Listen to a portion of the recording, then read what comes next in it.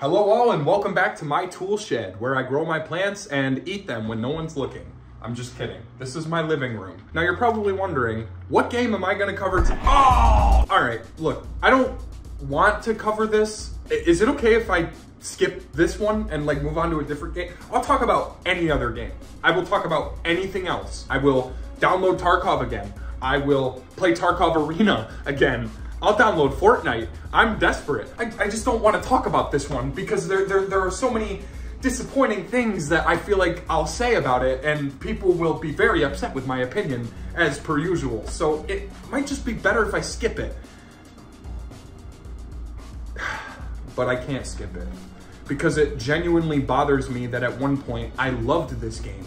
I was obsessed with it even. Ready or Not is probably one of the coolest games ever made for Steam. Suspect down. Talk to entry team. Thank you. Copy. Now we need backup. This game is bullshit, man. Or at least it was at some point. But I've already dug this deep. Might as well try to climb out. A long time ago, I had made a video briefly discussing a game known as Ready or Not. A hyper-realism take on genres such as Rainbow Six Siege or CSGO. Obviously, unlike those two, Ready or Not has always had its own charm and playstyle that separates it from everything else in today's age. Back when I played the game religiously, I was having a ton of fun with it. I loved how hard the missions were, but I enjoyed even more bringing in a squad of teammates and working together to take down the threats we were ordered to. Even if I was playing offline, I still loved Ready or Not with all of my heart due to all of the great mechanics it contained. To break the cycle a little bit, I'm gonna talk about what I hate about Ready or Not before I discuss what it does right. Or, you know, maybe it'll be a mixture of both here and there. Keep in mind, I'm highly aware that this game has a massive fan base full of people ready to die on a fucking hill to defend it. So to appease your mindset, I'll give you the following. I don't necessarily think Ready or Not is the worst game ever made, far from it. But it's one of the most unfair, boring, and ridiculously mundane games I've ever played. It's challenging, it's riveting for the most part, and it has kept me engaged in the realistic side of gaming since. So why does it kind of suck? Oh, I know. You keyboard warriors are probably steaming at the ears after that one. Considering this was a massive launch for an indie game, even today, players swear that Ready or Not is the ultimate experience when it comes to realistic combat encounters, with dangerous situations involving local police forces and a bunch of unhinged lunatics. With a concept like Ron already working so well in its pre-alpha stage, I was beyond excited to see the game finished and released to the public with an official 1.0 patch. Due to a lot of technical errors with the game itself, I found my time to be more wasted than anything. Back then, hostiles were known to easily kill your character before you even realize they're standing in the same room as you. Sometimes you don't even get that chance. You just fucking die before leaning around a corner. Lots of players admire the realism of this game, and believe me, that fucking word belongs in quotes. But I have things to say, so where the hell should I start? This is a tough video for me because, as I said, if you're a major fan of Ready or Not, I was one of you at one point too. I played the hell out of the game and even completed multiple levels in the past, despite having to retry them over and over again to get the right tactics and maneuvers down. Of course, everyone's first try with the game is going to be frustratingly difficult,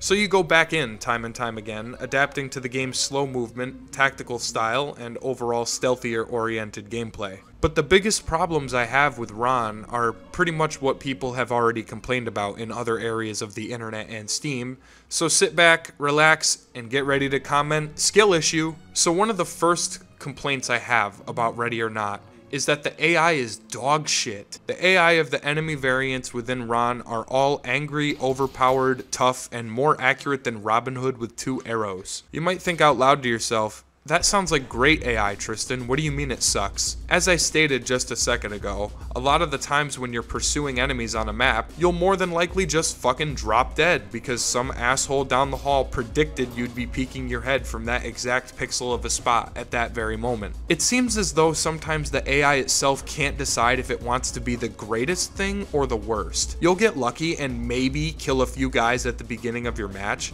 but that's only because those enemies you killed weren't programmed correctly or probably didn't notice you. It's already been proven in multiple videos like this one that the AI in Ready or Not is absolute trash, snapping to the player before they get a chance to blink. On darker maps, it's even more of a headache because you can't see where you're getting shot from, let alone live to witness the fucking muzzle flash. Your enemies always seem to have an advantage over you. Thankfully, there does exist a mod in Ron's menus that decreases the cracked AI's aiming and reduces their time to kill. This grants you a little bit of leniency and allows you to actually play the game. Unfortunately though, it's a mod and you'll be picked on by your friends for using it because you're considered too dumb to play the game naturally, so it's really a pick your poison kind of deal. Enemies can sometimes shoot you directly through solid surfaces without any previous warning that you were there. Not to mention how many of the assholes camp in one spot. I can't count on my fingers and toes how much the enemy team likes to sit in one objective or one important room or something. Drop it now! Drop it! Don't want to fucking drop it? You're dead. Oh! Police, hands up! Oh, man. Suspect down. Drop it. Hands up, do it now! Drop the gun. Why? This is what I'm fucking talking about. Police, get Like, down! you're telling me you Get can't down! see me Once with you my get flashlight down on? your goddamn knees now! Hands up now! Yeah, what? Oh man, speaking of AI, how about this? If you have 0 friends like me in real life, you'll have the glorious opportunity to commandeer a group of brainless officers to guide you on any mission of your choosing.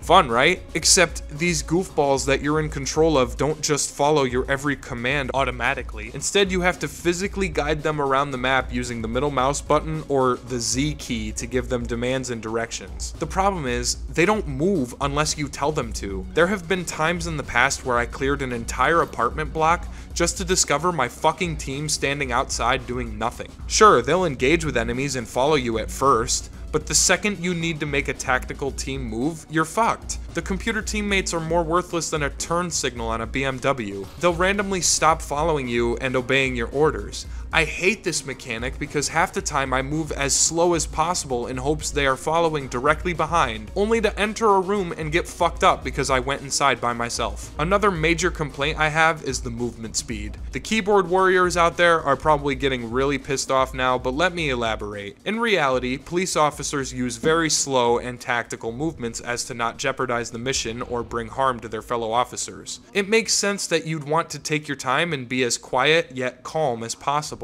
What doesn't make sense is how fast all the other enemies move and how quickly they can fucking kill you. You're seriously telling me this is a realistic speed for a first-person shooter? And there's no sprint mechanic either, because that would mean you'd be too loud and the enemy would be tipped off right away, I guess. But tell me, what's the fucking point in playing low and slow when the enemies can run all over the place and shoot you faster than Superman breaking Zod's neck? It doesn't make sense and it feels like a massive tactical disadvantage. A lot of people might say, well, yeah, you fucking moron. In real life, you don't want to be sprinting all over the place and making a bunch of noise. But isn't that what SWAT teams have always done? In every video I've seen of a home raid, they don't exactly tiptoe their way into the fucking house. It's not like a Black Ops undercover mission. I'm a fucking police officer. Just let me move a little bit faster. For Christ's sake. The gun compendium, while impressive and certainly plentiful, doesn't really feel unique. A lot of the guns feel and shoot the same, none really stand out to me in the game. You can customize all of the guns in the game, but at this point that's just a given. I feel like every game like this should have that. You also have very bare bones options for customizing your operator. This was apparent even before the game released, but I was willing to accept that it was in early access at the time. Now that it's fully released, I'm a tad bit disappointed they didn't add much in this department at all. It looks the same as when I bought it. Now, this next thing would have been a complaint, but before the game was fully released, I had wrestled with its immense size, taking up 100 gigabytes on my SSD. That number is criminal, and to many players like me, it's a massive waste. One might say, sounds like you're broke and can't afford more storage, to which I'd reply with, ooga booga Sam Lasco, here's some jingly keys. Some people actually have to pay their bills and can't afford 3 SSDs in their computer. Thankfully, after release, the game's size dropped to 50. Still a bit high, but not the worst thing in the world. I mean, Red Dead 2 is 120. But let me divert the topic for a bit. I'll download the AI fix mod that I've read so highly about and try the game out with it. After all, if others use it, that means I can too, right? Well, I noticed some obvious improvements with these mods, but it doesn't do much in terms of having more fun. Honestly, I think I'm on the 3rd or 4th main mission for the game, and I'm already so sick of it. I got lost while trying to find all of the suspects and civilians in this fucking maze of an apartment building. I even roamed around the streets where I began and ultimately couldn't find the last suspect to arrest. I was thorough with each and every room inside the complex and only fired lethal shots when I knew I had to, and I still couldn't beat it. Although, I gotta say, the enemy AI was much easier than before, to an extent. Using actual tactics and slow movement seemed to be beneficial rather than resulting in an instant kill 98% of the fucking time. Matter of fact, dare I say I was enjoying the game with the improved AI system. That is until I realized your squad mates remain unaffected by this mod. They will only pursue specific objectives if you command them and nothing else. They don't follow you unless you constantly hit Z to tell them to fall in,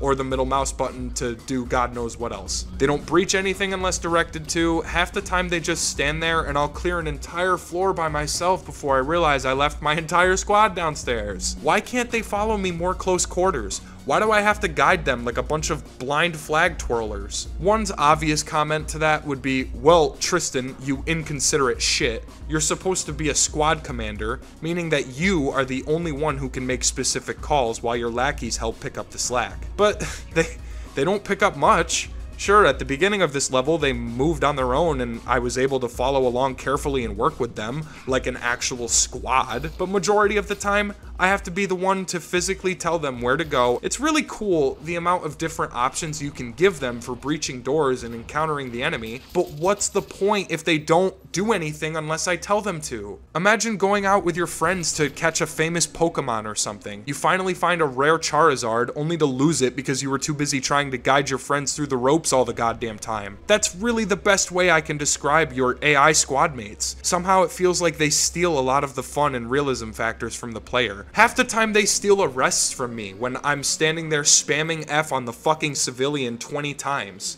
It's ridiculous. One thing I will say is pretty innovative is the police system. Basically, before each mission, you get to choose what officers you want to bring into battle with you. Each time they go out, they will suffer from ailments such as stress or fatigue, and it's up to you to watch their back and give them the proper care, along with replacing them with another officer of the law if needed. None of them are important, so to speak, but keeping them alive is probably for the best, especially if you're a tryhard and want to go for the best possible ranks. The maps also look really good. It's something I don't take too much time to fully appreciate in games today, but Ready or Not's engine, along with its physical gameplay, looks so fucking good that it's hard for me to play anything else in this genre because of that alone. And the sound design, at times, is really good as well. Enemy voices can be heard through the walls, constantly plotting against you and trying to find the best way out of the worst situation. One of the more intense encounters, 24 megabytes, involves you storming the house of a troubled streamer who has gained possession of a firearm and is threatening to use it. A really great concept for a mission, and despite all I've said about the game this far, this was truly the biggest highlight for me. Using my skills as a police commander and my squad following close behind, I managed to bring order to chaos in ample time and with minimal accidents. It helps that you can replay any mission you want in Ready or Not, so you can challenge yourself multiple times if you're unhappy with your previous score. Hands up! Yeah.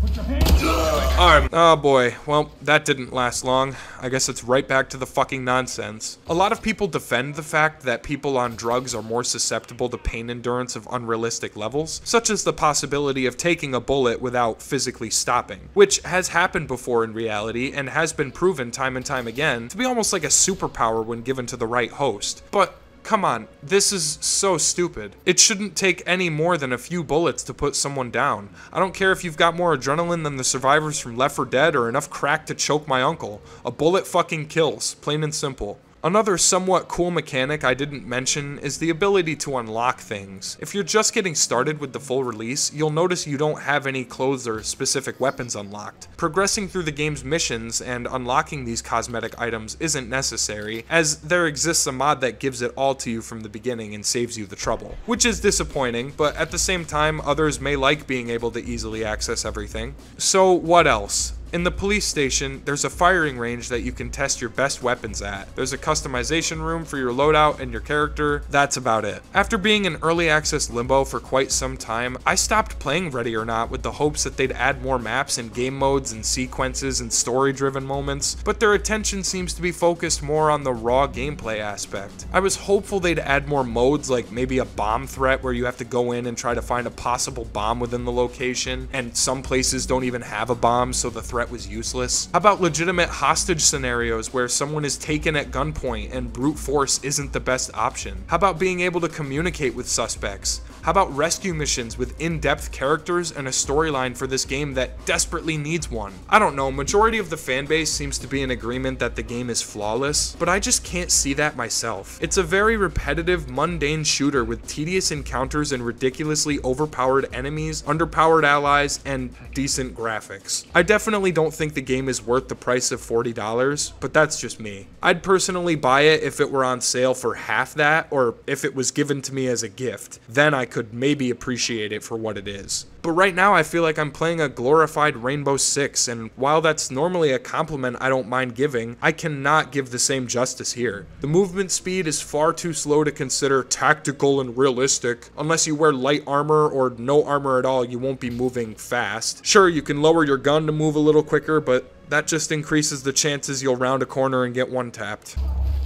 Put your hands You'll have to pay close attention too, considering the suspects may not always come willingly. Or how about those assholes that trick you into thinking you're surrendering but then pull out another gun or a knife? As an officer of the law, you really can't predict what someone's going to do in the blink of an eye. You have to have precise thinking and extreme time management. But this is a little ridiculous, especially when your teammates body block you. And on top of that, why did the guy pull the fucking knife anyway? He's got 7 guns trained on him. You can't be that stupid. It's especially annoying when your teammates block you. In Insurgency Sandstorm, there's a term for this. Buddy fucking. And boy, do these brainless AI teammates love to fuck their buddy. While you're busy ordering them around like a bunch of baby ducks, you can still get pretty fucked up because they aren't paying attention to their surroundings. They don't watch corners while you watch their backs, for example. They'll just do whatever the fuck they please for the most part, often resulting in you getting shot at. down on your knees. I mean, look at this. I got shot at from a distance, then suddenly the guy shooting me surrenders. He had the drop on me, had every advantage, and could have murdered me twice in my sleep, but no, he surrendered. All because he saw my teammates that couldn't be bothered to see him. How on earth is the fan base for this shit praising it to the high heavens? How about some salt to the wound? Yeah, whenever you complete a level, regardless of difficulty or whatever, your score doesn't count if you use mods. Kind of a no-brainer, but it still feels pretty shitty. It's not like Project Zomboid punishes you for using mods, or Stalker Anomaly. In fact, both of those games encourage it. It doesn't matter though, even with the improved AI mod and other ones I managed to find, Ready or Not is still not ready, in my opinion, to call itself a finished video game. And that's not counting the various visual bugs I encountered alongside some glitched bodies. I can see why people enjoy this type of game, because I myself am a sucker for them. But Ground Branch, a game that nobody's probably heard of, is a great clone of Ready or Not without any of the bullshit frustrations that come along with it. In Ready or Not, when you die in a mission, you don't have to restart. You have to go all the way back to the station, switch up your gear and officers if you want, then load back into the game. It's much like Tarkov with its repetitive loading screens. You'll get used to seeing them an awful fucking lot. Ready or Not isn't the game for me. I'm not a big fan of this hyper-realistic take on civil police action when I feel as though it was done so much better in Rainbow Six Siege years ago. This one doesn't feel fair, forgiving, or fun. And if your criticism to that statement is, that's reality, life isn't fair or fun, I play games to fucking escape reality, not to simulate being murdered in 4 seconds. If that's what you want to do, go right the fuck ahead, buddy, but it's not my idea of fun. If you like it, great. If you don't, even better. All I know is I'm done talking about it, so thank you to everyone for watching. Obviously, as I stated, it can be fun at certain moments, but the game's design, unrealistic AI, and overall slow, clunky feel have ripped me away from it for good. I'm not saying I want to jump all over the place and knock everyone's shield with my sprint sliding kicks. I'm just saying to decrease the realism a little bit. It's a $40 video game, not a licensed police simulation. And even then, in my opinion, it still kinda sucks. Thanks for watching. I'll see you guys next time. Police!